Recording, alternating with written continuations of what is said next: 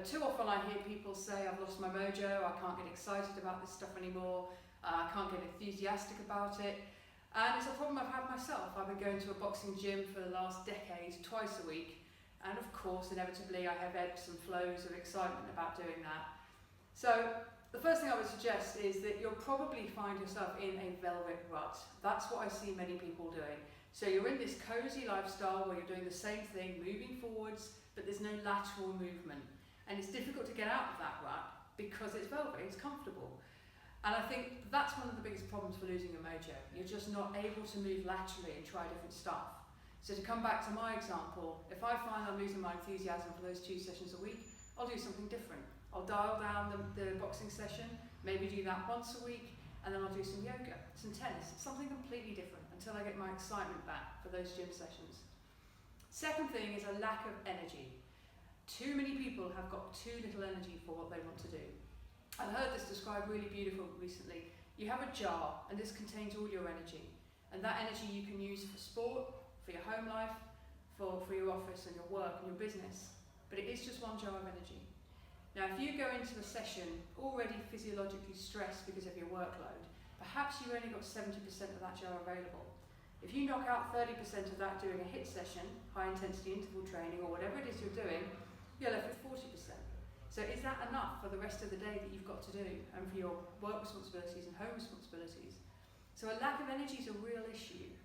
So we suggest you think about things in terms of 6 signals: sleep, mental health, body composition, energy, digestion, fitness. Sleep is the force multiplier. If sleep isn't good in terms of quality and duration, you just won't be able to work on those other aspects. So think about all of those 6 signals, think holistically.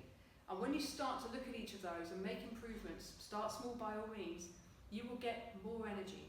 In the meantime, just think of it as finite and look right now to get your mojo back by building up those level of resources again, that energy. And the last thing is overtraining or overworking. So an athlete, an Olympic athlete, will have peaks and troughs of their training. They will gear up for a big event, do a deload week the week before to make sure they hit their peak at the event. And really we should be doing the same. We should think ourselves as business athletes or corporate athletes. So ebb and flow with your energies. If you have a busy time of year, that's a good time to train up for it, working on those 6 signals. When things get quieter, focus on your recovery. Make sure you're managing your peak performance that way. That's something I think that gets really undervalued. We put too little emphasis on recovery and not enough on too little emphasis on recovery and not enough emphasis on getting geared up for these big life events and then relaxing after them.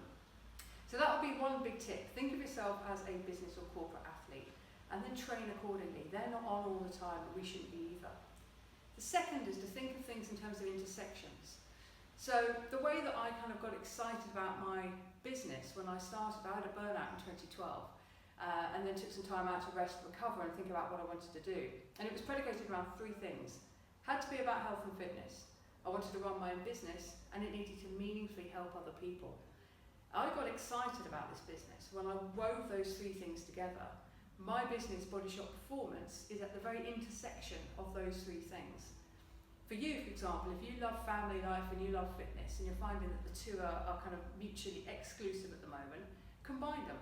Try and bring your family along on a cycling holiday. Try doing a workout with your kids, they'll find it fun. It may not be 100% of your normal workout, but then you're intersecting 2 things that you're passionate about and getting both of them done. Third thing is discomfort zone. So it's really important to operate in our discomfort zone every now and again to build resilience, whether that's mental, physical, emotional, spiritual resilience. Too often, to come back to that velvet rut principle, we spend a lot of time in our comfort zone, not enough in discomfort. And it comes back to that kind of basic human need, if you follow Tony Robbins, which is that we need variety in our lives. And I think moving into your discomfort zone not only provides that variety, but it also stretches you. That builds confidence, it builds resilience. And that way you can keep your mojo going. I hope that's been helpful. If we can help you, contact us via the website, www.bodyshotperformance.com, and click on the resources tab as well if you're interested in blogs around these kind of topics. Thank you very much for listening. Goodbye.